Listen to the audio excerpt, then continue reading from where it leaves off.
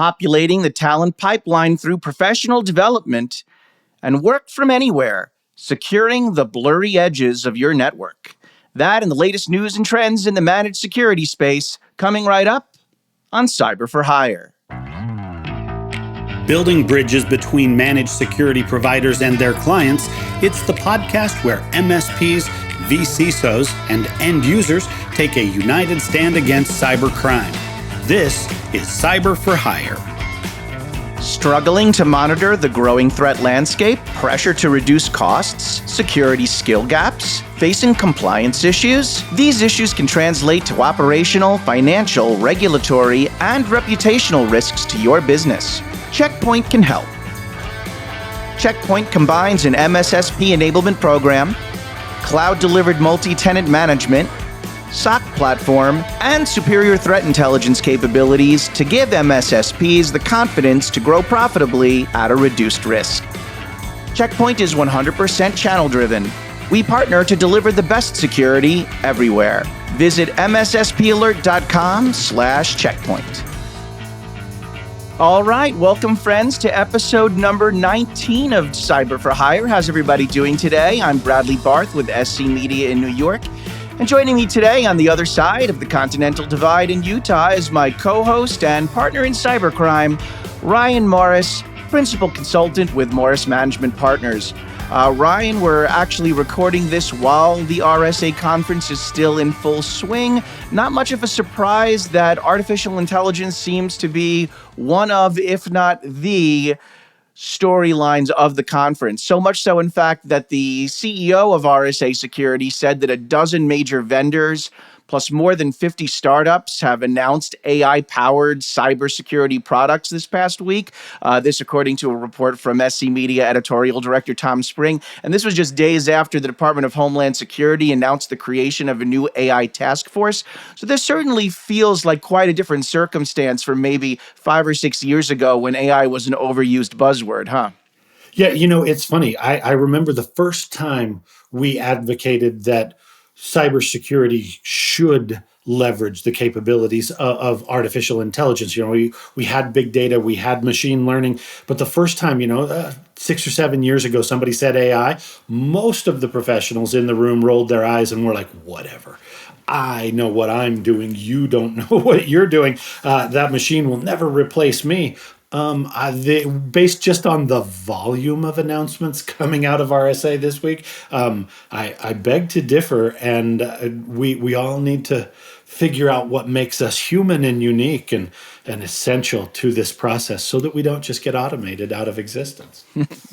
That's right. Now, this is actually the perfect lead into what is our top of mind story for today, because honestly, some news just can't wait. And that's why we want to share this with our viewers today. This story comes out of RSA. And while it's certainly not the biggest headline from the show, I still think it'll make for a thought-provoking discussion. So here's your headline.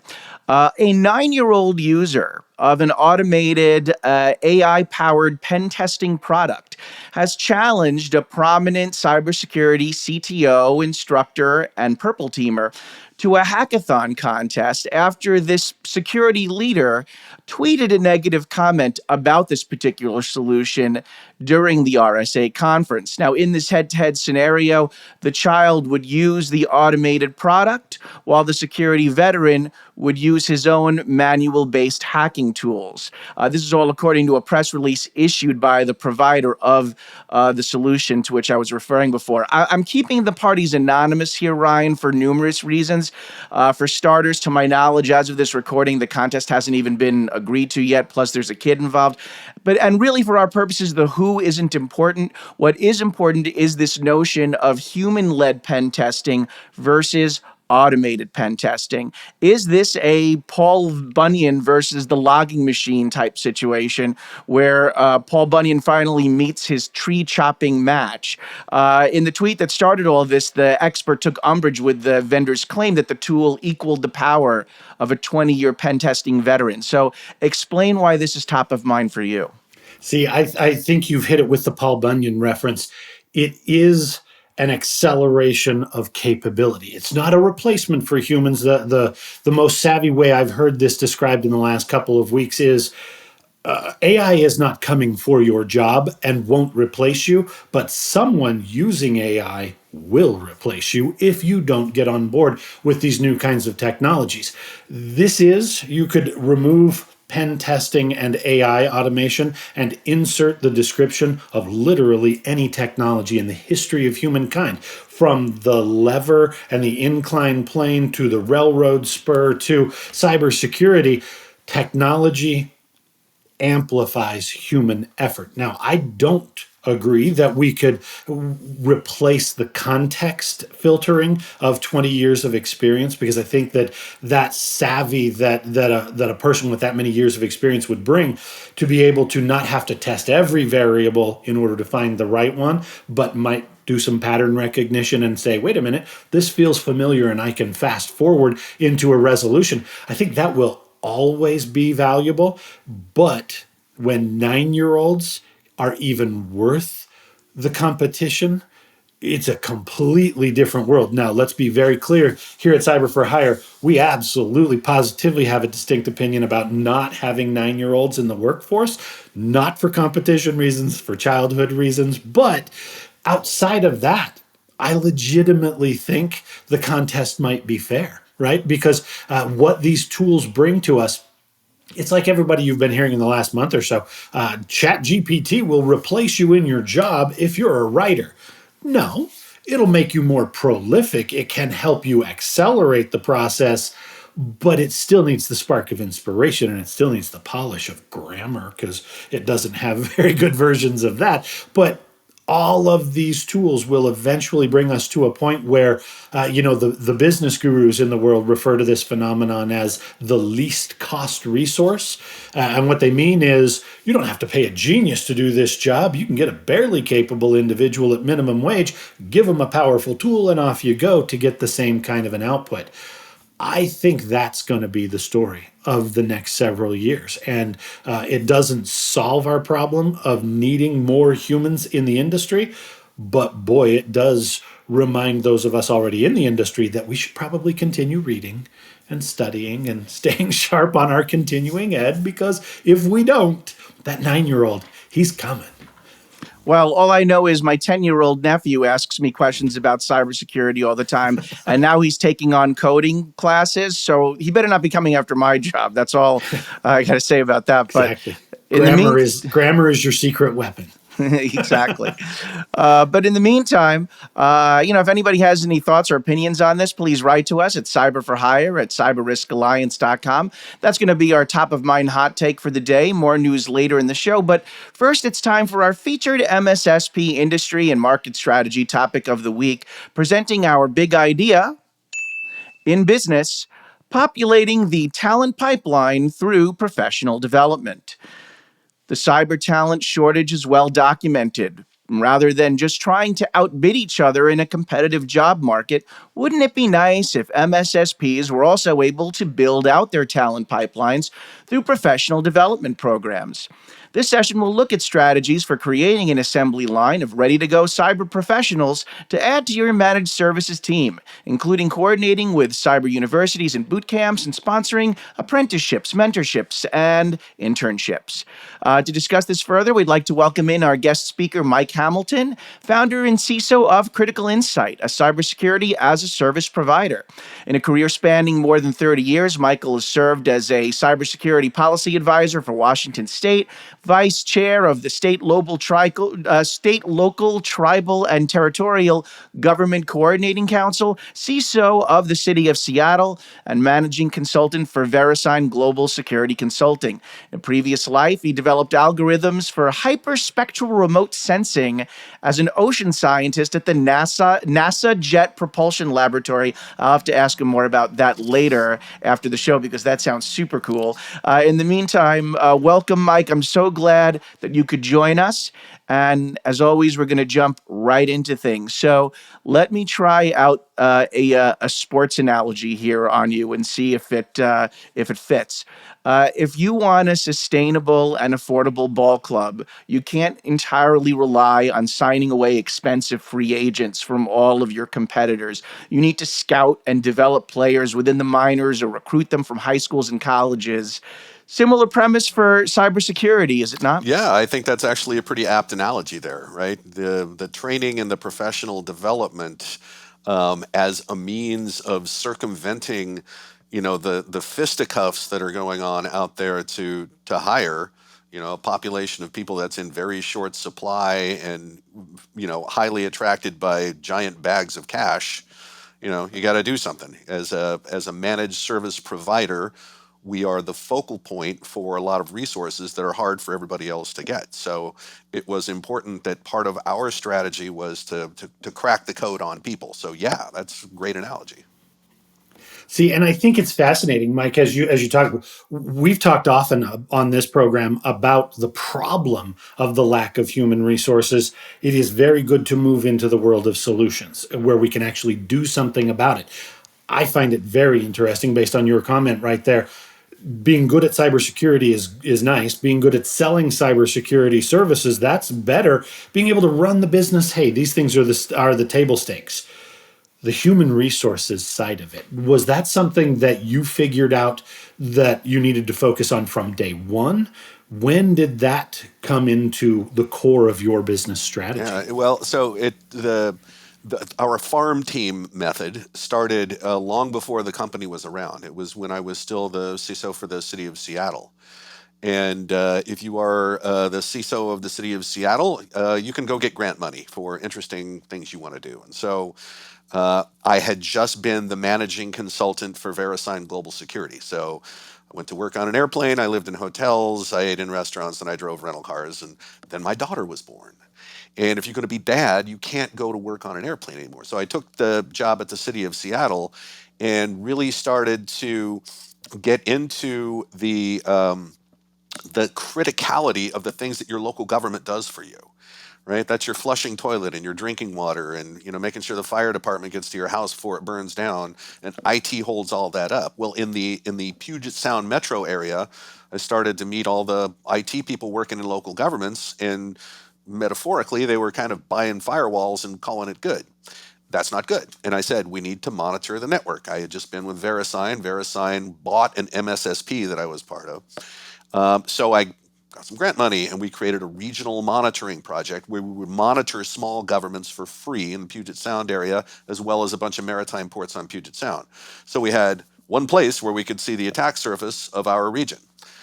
Then later, after I ran screaming out of government, converted that to a system by where we would continue to monitor local governments for free, small ones, and use the data that we collect as live fire curriculum for what is now 14 universities, and that's a number that's growing. So analysts are being trained, yes, in a university setting, and they're getting their book learning and their test taken, but they sit their butts in seats as operational analysts with critical infrastructure events happening in real time. And when they roll off that assembly line, that's our farm team. Yeah, so I certainly want to dig deeper into this program that you established, which I know is called Pisces. As part of this discussion, though, I do want to ask, do you feel like, since you obviously have this very unique program where you're working with all these different universities, is there enough being done between private industry and colleges, universities, vocational schools, boot camps to really prep the world of academia and those residing in it for real life cyber professional jobs? They're obviously getting an academic education. Is enough being done to actually prep them for the workforce, in your mind? It's growing. 2 years ago, I would have said no way. But as I interact with a lot of universities, community colleges around the country, what I'm finding is there are private sector organizations that are supporting SOC operations at universities and doing whatever they can to get them real-time data. And a lot of them just are not able to bring in the real-time data. But that exposure to actual event traffic means a whole lot more than passing the tests. It's this whole issue of live fire, I think, is a really growing trend. And as we can really purpose our university students as potential analysts in training and use them for monitoring underserved organizations, whether that's government like we do, or some of them do the private sector, small businesses. That is a trend that's growing, and I think that is paying off. I'm starting to see green shoots around that all over the place as I go talk. For example, Metro State University in Denver. They have a big student SOC operation, and this is exactly the kind of training that you need when somebody is approaching a job in cyber. What employers look for is a degree, some kind of certification, and experience. And we've all known the crazy job applications for an entry level position that say you have to have 5 years of experience. Okay, that's absurd. But some kind of experience that you can demonstrate, right? I have seen live fire, very powerful on that entry level resume. See, and that is the truth. I absolutely 100% agree with the live fire dimensions of that. Right. I'm looking at quantity. Right. When we talk about job openings and the lack of humans in cybersecurity, the numbers spiral to silly pretty quickly. Right. Like, oh, we need 100,000 of these and 600,000 of those, and globally we might need 3 million more of something else in the industry. Those are numbers beyond the scope of you and me and some Yeah. individuals. You made a comment earlier about the idea of MSPs. We often get treated like the farm team for larger organizations with bigger bags of cash. The university philosophy, where you can go and establish that kind of farm team, the pipeline of talent. Do I need to be a large organization to pull that off? Is that something that a small local MSSP can do on their own? What's the scale conversation that you find gets you the credibility with those institutions? Well, I think not so much the university side of it, but the who are you going to monitor and what does that statement of service look like? That becomes the trickier conversation. There is a level of service that can be provided by these student operations that is not there at Christmas time, right? So there's nuance around this, and having that discussion about we'd like to monitor your network, and it's a community service that we're going to perform for you for free, and it is about infrastructure protection, but it's also about workforce development, and your region benefits from us creating these practitioners, which, and frankly, cyber analyst is the 10th fastest growing job in the country. It's the only cyber job on that top 10 list projected out to 2029 by the Bureau of Labor Statistics. So we need to flood the market with these practitioners. And so having that conversation like I have in government is all around you're doing a community service. Yes, we're doing this for free for you. It's basically a happy meal, but the outcome of this down the road, if we project this out, is we will be neck deep in these cyber practitioners and we'll be able to hire our way out of some of these problems rather than continuing to get our backsides handed to us. And that conversation is one that, if it's conducted in the right way, is brings a lot of credibility to it, right? We're doing this, for the United States of America. And really, the municipalities that are also involved with this as part of the program, the key benefit for them is that their budgets are small to begin with, so they can't obviously generally afford to go with a high end professional service. So they're actually getting more than they otherwise would be getting, because otherwise they couldn't afford the service to begin with.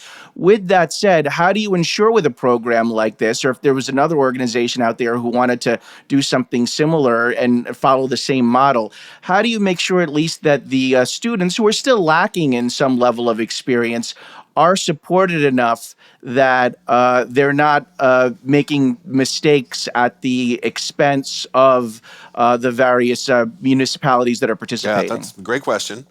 So part of that is in the language of the statement of service, right? This is a happy meal. But so we realized, that's a very good question. We realized that we needed to provide some oversight of those students because even the instructors in these universities, they do not come from a background that allows them to drop right in and be able to teach this. They have to come up to speed as well.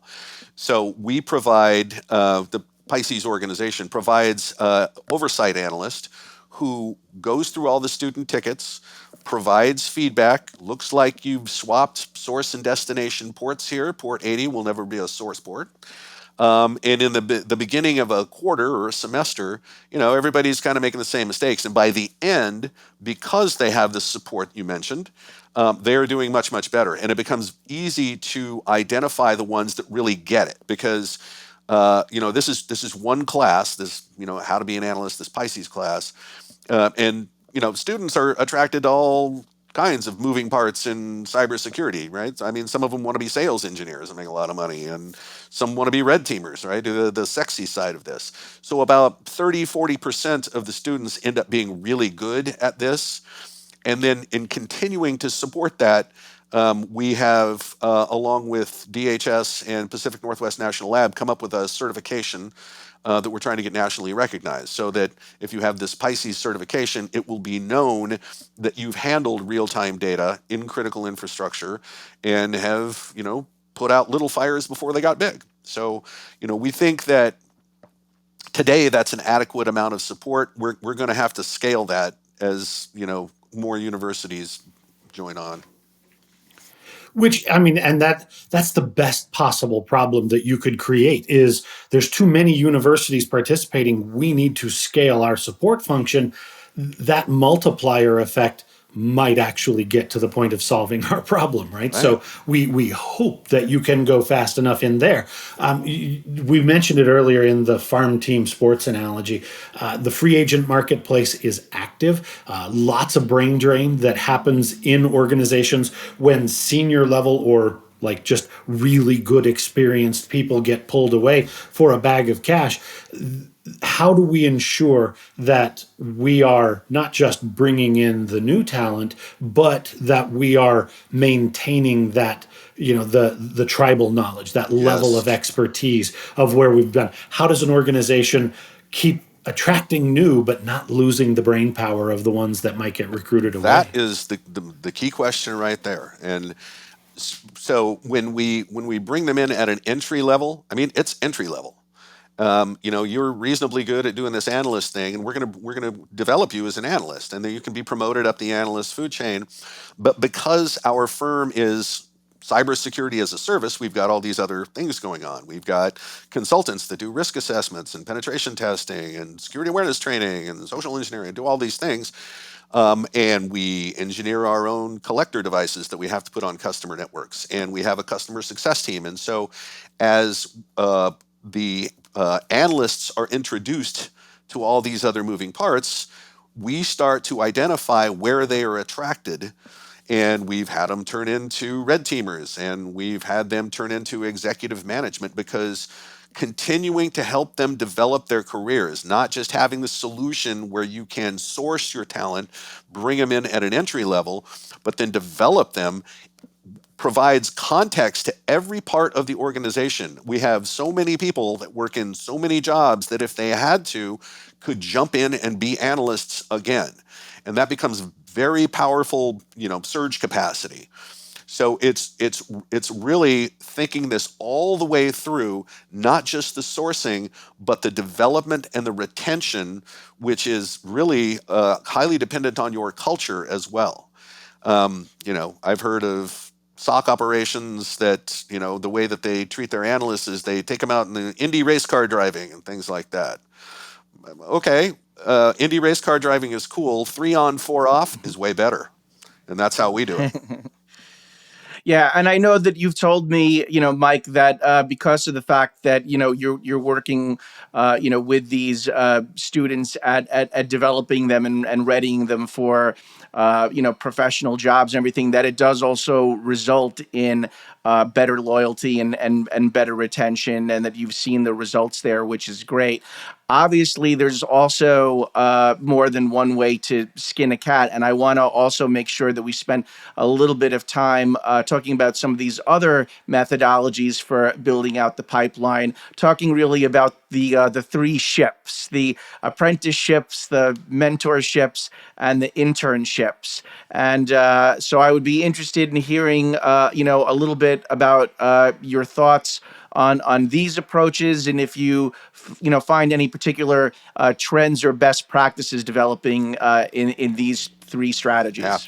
So, two sectors that are extremely critical to the scale at which we live our lives are local government and the health sector. So, specifically, small local governments, rural hospitals, things like that, they cannot afford people, technology, or a service. Okay. But if they get knocked over, you're gonna have to drive 150 miles to get to a hospital. Your toilet won't flush for 3 days, and we have public health emergency. Right, all those things are bad. In my view, and working with universities and starting to help develop a more of a 2-year program that looks a lot more like trade school, that we teach directly to this role, this analyst role. And as part of that degree program, make it mandatory that you do a year internship in either a local government or a rural hospital setting. And in that way, you've not only pulled out the operational experience of working with real data, you've now had to drop into an organization and work in an organization for a year. And if that is a condition of getting your degree, all of a sudden we're providing assistance to these really critical organizations and providing a much better education and work experience for the students.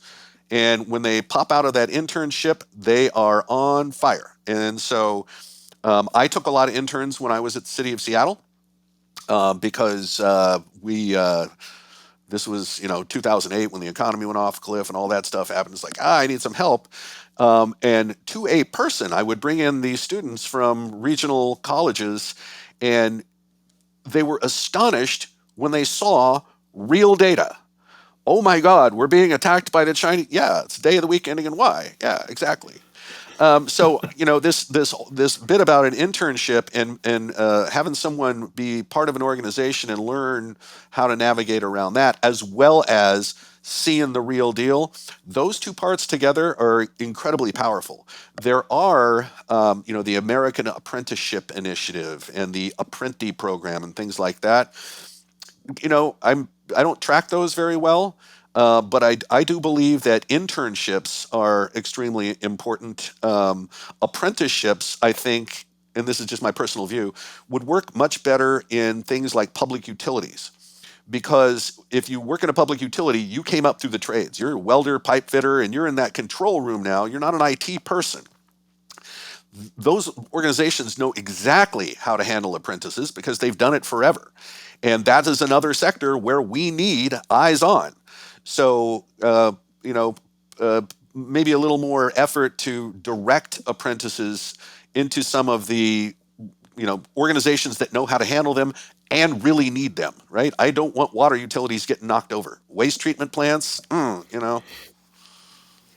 See, and that's I love the practical nature of where you're going with this, because the general context of we need a lot more people, true, but not actually helpful, right? We're not solving the problem. In order to do that, we need specific action, guide people to the right kinds of formats of engagements, to the right industries. The live data part of it, I love that. But hopefully, everybody listening in to us today is also catching the other side. To have technical skills and be able to do your job, having seen live data, that's great.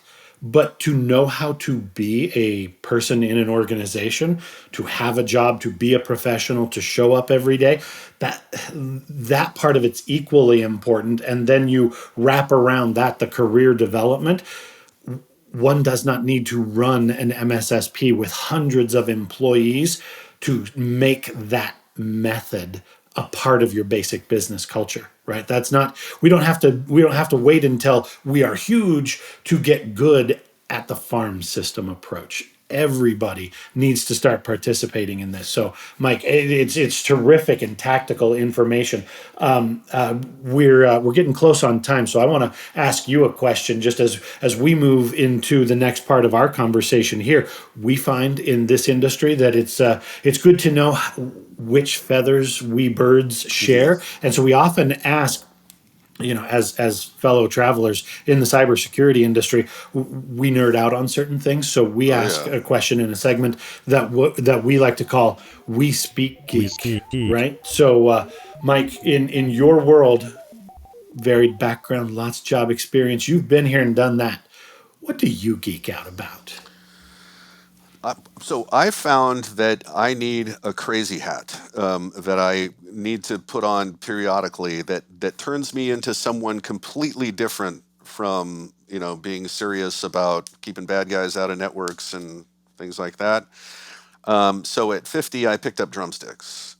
And now I play in a couple of performing bands. One is a very punk band. The other one is a little more creative and slow. I'm almost 63. I should probably slow down the punk stuff. But that's my crazy Yeah. hat. That's awesome. Now, I know you sent us a photo actually, which I've waited to look at until we had this discussion so I could be surprised. And there it is. Oh my God, that's amazing. So, Citizen Z. All right. So, you have to tell us what's the origin of the band name here. Well, the origin of every band name is the same. You look for something that's not already taken. That is really what it is. And I want to smug drugglers taken. I mean, it's like everything we looked at. And so finally, the guitarist in that band, who is the director of training for AWS customer service, came up with that name.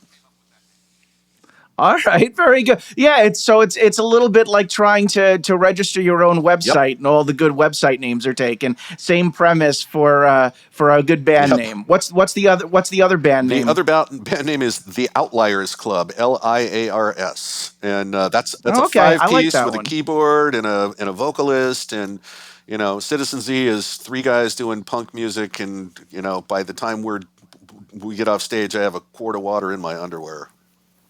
See, that's the thing, right? You as a fellow traveler in the punk rock world, I will tell you, you should never be too old for that world. Your Yeah, yeah. elbows are going to hurt more after Oh a yeah. while, but can continue to thrash, sir. That is fantastic. Now, especially in the Seattle environment, right? So, Oh, yeah, of course.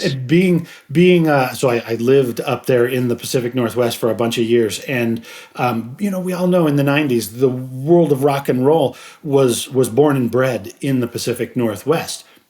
Not so many Pacific Northwest bands out there anymore. And I've often wondered, like, did we just forget how to play music up in the Pacific Northwest? Or Oh are those no. bands out there just striving for recognition?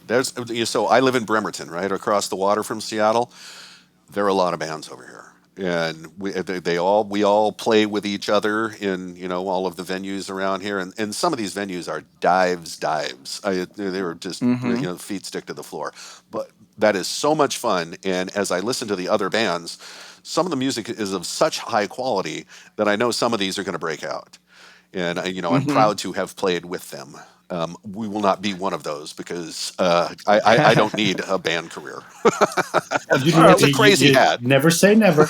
I Never mean, say it's never. it's it's still nice. It's nice to hear though that the music scene still thriving from the grunge days of the '90s. The last thing I have to ask you about this though, Mike, is are you a cover band? Do you Mhm. play originals? And if you have originals, are there any songs about cybersecurity?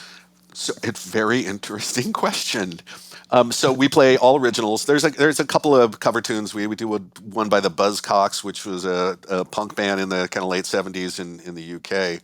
Um, so on Citizen Z's second album, available on Bandcamp, we do a song called "Government Drone," which is about being surveilled by the NSA. Oh, very cool. Contemporary All right. topics. Yeah, it was the writing those lyrics probably wasn't the hardest creative journey you've ever had. It was just source material from the day job. You knew that Just was picking it out of coming. the news. Could have called it 702, Absolutely. right? Exactly. Yep. Exactly. Section 702. Awesome. All right. 100% gonna have to go listen to that now. I'm gonna have to look it up and listen. That's just amazing and awesome. And thanks for sharing that Sure. with us, because that's a lot of fun. With that, unfortunately, we're out of time, so we're gonna have to wrap up the first half of our show. But and we'll have to talk about your whole days at NASA another day too. Sure. But in the meantime, for everybody else, please return for the second half of our episode featuring our big idea Insecurity. Work from anywhere, securing the blurry edges of your network. That plus our InfoSec News Rundown and our Dear Cyber for Hire advice column segment all coming up, so we'll see you in a moment on the other side.